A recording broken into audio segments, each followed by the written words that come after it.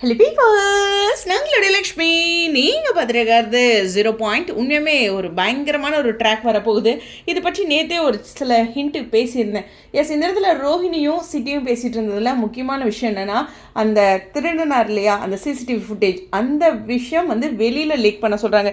எஸ்ஏவை பொறுத்தவரையிலும் நிறைய சீன்ஸ் இந்த மாதிரி லீக் ஆகிறதுலாம் பார்த்திங்கன்னா யூடியூப்பில் ட்ரெண்ட் ஆகிற மாதிரி கொண்டு வருவாங்க. அதே மாதிரி சத்யா பற்றிய இந்த அப்டேட் யூடியூப்பில் ட்ரெண்ட் ஆகிறதுக்கு சான்சஸ் இருக்குது. இதெல்லாம் கணிப்பு தான், யாரும் நம்மக்கிட்ட சொல்கிறது கிடையாது இல்லையா. ஸோ அதனால் நடக்கலாம், நடக்காமல் இருக்கலாம். ஸோ இந்த இடத்துல அப்படி நடக்கும்போது சத்யா ரொம்ப டிசப்பாயிண்ட் ஆவாங்க. ஏன்னா தான் திருந்தி வாழணும் அப்படின்ற ஒரு கட்டத்தில் இருக்கும்போது, ஸோ ஒரு கட்டத்தில் அவருக்கு எல்லா இடங்கள்லையுமே அது ஒரு கெட்ட பேராக உருவாகிறதுக்கு சான்சஸ் இருக்குது. இதனால் சத்யா மீண்டும் சிட்டிக்கிட்ட சேர்றதுக்கும் அதே மாதிரி முத்துக்கு எதிராக மாறுறதுக்கும் சான்சஸ் அதிகமாக இருக்குது. இதில் கதையோட முக்கியமான பாயிண்ட்டாக ஒரு ஸ்ட்ராங்கான வில்லனாக சிட்டி ரோஹிணியை தாண்டி கூட சத்யா வரலாம். அப்படி ஒரு பவர் அவருக்கு கொடுக்கலாம். நம்ம எல்லாத்தையுமே யதார்த்தமாக எடுத்துக்க முடியாது. அப்படி ஒரு விஷயம் இருந்துச்சுன்னா முத்துக்கு இன்னும் கொஞ்சம் டஃப் இருக்கும். கதையிலையுமே ஒரு சில சுவாரஸ்யங்கள் இருக்கும். ஆனால் எல்லாத்தோட விஷயமே சத்யா நல்லா படித்து நல்லபடியாக வரணும்.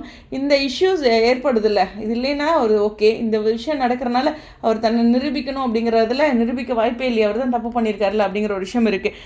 ரெண்டாவது, சத்யாவுக்கு இப்படி ஒரு வீடியோ லீக் பண்ணது அப்படிங்கிற ஒரு விஷயத்த சிட்டி சொல்லி, அதாவது சிட்டி என்ன சொல்வார்னா, முத்துக்கிட்ட தானே இருந்துச்சு, அவர் தான் லீக் பண்ணியிருக்காரு போல அப்படிங்கிற மாதிரி ஏதாச்சும் ஒரு இடத்துல முத்து மேலே இன்னும் கோபம் வர மாதிரி சத்யாவுக்கு ஏற்படுத்தியிருக்கலாம்.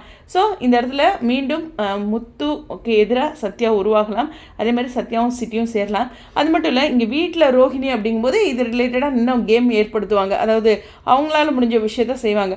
குறிப்பாக சொல்லணும்னா முத்துக்கு புது வில்லனா சத்யா வராரு. அது மட்டும் இல்லை, சிட்டி ரோஹிணி அப்படிங்கிற ஒரு டேஞ்சர் ஜோன் அப்படிங்கிறது அவருக்கு இருக்குது அப்படிங்கிறதான். இதெல்லாம் கடந்து அவங்க நிறைய விஷயங்கள் சமாளிக்கணும். கண்டிப்பாக மீனாவோட ஃபேமிலி எல்லாருமே ரொம்ப வருத்தப்படுவாங்க இந்த இஷ்யூனால அப்படிங்கிறது தான் எனக்கு தெரிஞ்சு. இது ஒரு அப்கமிங் எக்ஸ்பெக்ட் பண்ணுறேன். கம்மிங் வீக் ப்ரமோவில் நான் இப்போ சொல்கிற ப்ரிடிக்ஷன் வரதுக்கு ஹைலி சான்சஸ் இருக்குது. ஸோ இந்த இடத்துல சத்யாவுடைய நகர்வுகள் நீங்கள் என்ன நினைக்கிறீங்க அப்படின்னு சொல்லுங்கள்.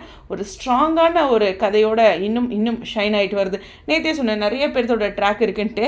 ஆமாம், இந்த இடத்துல இந்த விஜயா பரதநாட்டியம் சொல்லித்தராங்களே, அந்த இடத்துல ஒரு லவ் பேர் இருக்காங்களா, அவங்க வேற பெரிய டார்ச்சர் பண்ணிட்டு இருக்காங்க. அவங்களே ஏதாச்சும் ஒரு இஷ்யூ பண்ணுவாங்க. அந்த பாயிண்ட்டை விட்டுட்டேன். அதுவும் ஒரு முக்கியமான பாயிண்ட் தான். ஓகே, எனிவேஸ், உங்களுடைய கருத்துக்கள் ஸ்டேடியம் 0.